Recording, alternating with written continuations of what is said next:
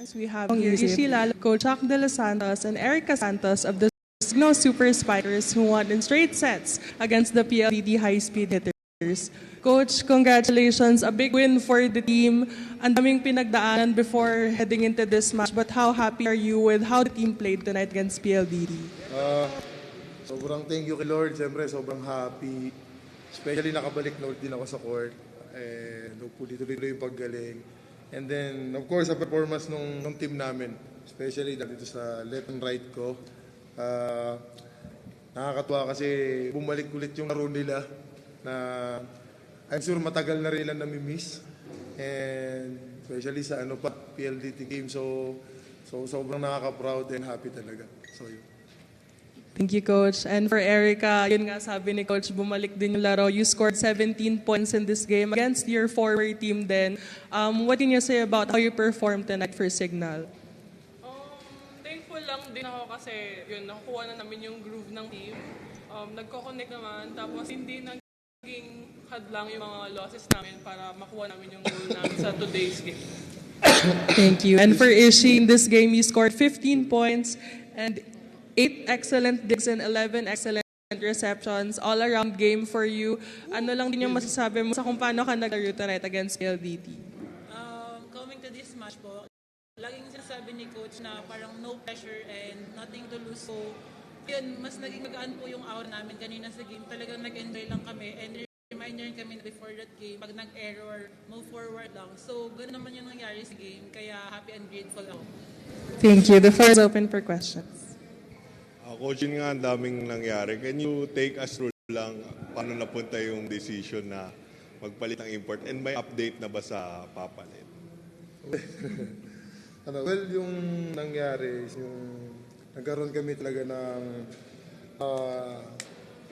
matinding deliberation regarding dun sa bago mangyari itong game na to. Then, nag-decide na rin yung management to part ways na lang din muna.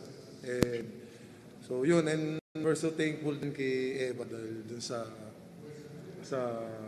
effort and yung dedication na binigay niya sa amin.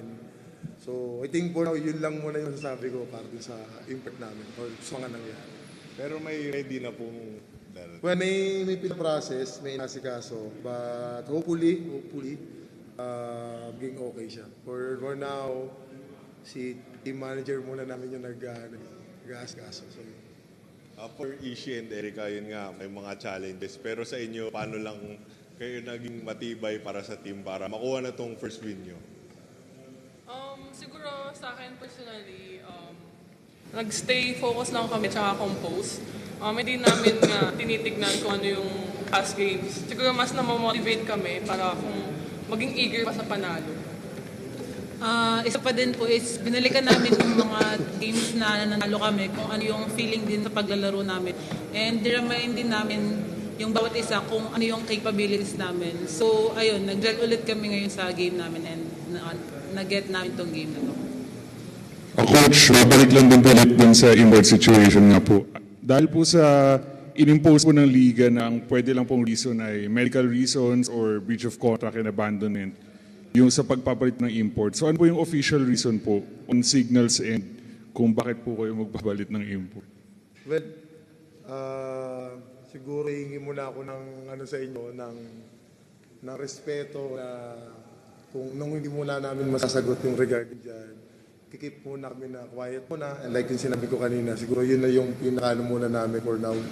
So kung ano man yung mga next na mangyayari, let's see, titingnan namin. But for now, mas kailangan namin na i-improve yung team namin.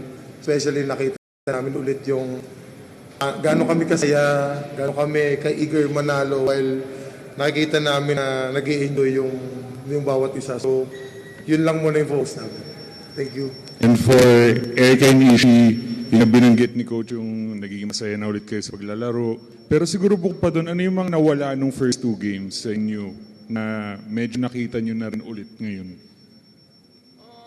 Siguro masabi ko lang, masyado kaming stiff yung bawat isa. Parang nakakalimutan namin kung saan kami, kung ano yung skills ng bawat isa. Siguro parang nananaig yung yung mga errors namin, na nakafocus lang kami, hindi kami makapag-move forward. So yun, trabaho lang namin, reflect kami kung ano man yung kailangan namin i-improve. So yun, feeling naman namin, bunga naman. Say like Ate Erica, siguro masyado kami nag-dwell dun sa negative side ng mga nangyayari. Hindi agad kami nakabangon. Tapos, ayun, parang everyday talaga nag-uusap kami as a team and kasama rin yung coaches. Kasi talaga siyang malaking challenge. Mahirap yung magkaroon ng 2 losing streak. Tapos parang nakikita namin na hindi yung talagang laro namin. Kaya everyday, parang work hard lang talaga hanggang sa makuha namin yung goal. For Erica. Erica, kalaban mo nga yung PLDT, former team. Added motivation ba yun sa'yo na, kumbaga, after 0-2 start, kailangan talaga mag-deliver dito? Hindi ako naglagay ng pressure. Siguro na-enjoy ko kasi parang ilang years din ako naglaro kasama sa kanila. So feeling ko, mas na-motivate ako na yung mga kasama ko, nakakalaban ko. So sobrang okay naman na sa feeling na wala naman din bad blood, walang okay naman kami. So maayos naman yung paglalaro with them. So exciting lang din pagka sila yung kalaban. Yes. Coach, nung sinabi nga na wala kayong import, medyo marami na nag-expect na siguro matatalo dito yung Signal. But kayo ba na-surprise din kayo na 3-0 pa nga itong panalo na to against unbeaten team na PLDT? Surprise ako kasi no expectation talaga laro na to. Yun lang talaga sinabi ko sa kanila. Nag-training tayo, gawin nyo lang yung lahat ng ginawa natin and that's it. Yun lang. And then, expectation, laging walang kahit ano nangyayari, gawin lang na yung kung ano yung nararamdaman or ano yung plano.